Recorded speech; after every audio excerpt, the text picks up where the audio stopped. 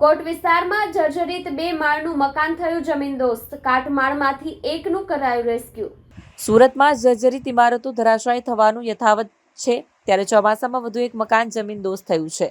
કોટ વિસ્તારમાં આવેલું ground plus 2 માળના મકાનનો ઉપરનો ભાગ સવારના 10:15 વાગ્યાની આસપાસ ધરાશાયી થયો હતો, જેથી તાત્કાલિક ફાયર બ્રિગેડને જાણ કરવામાં આવી હતી. ફાયર બ્રિગેડની ટીમે કાટમાળ નીચેથી એક વ્યક્તિને બહાર કાઢ્યો હતો, જ્યારે ઘરમાં હાજર 2 મહિલા સહિતના કુલ 3 વ્યક્તિનો આબાદ બચાવ થયો છે.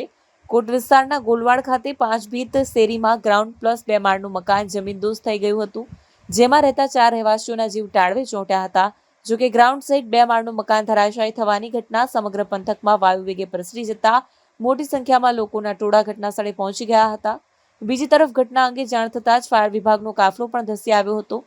મકાનના કાટમાળમાં ફસાયેલ 40 વર્ષીય વસીમ અબ્દુલ રઝાક શેખનું રેસ્ક્યુ હાથ ધર્યું હતું. આ ઘટનાને પગલે મહાનગરપાલિકાના સેન્ટ્રલ ઝોનની ટીમ પણ ઘટના સ્થળે ધસી ગઈ હતી અને હાલના તબક્કે જમીનદોસ્ત થઈ ચૂકેલા મકાનના કાટમાળને હટાવવાની કામગીરી હાથ ધરવામાં આવી છે.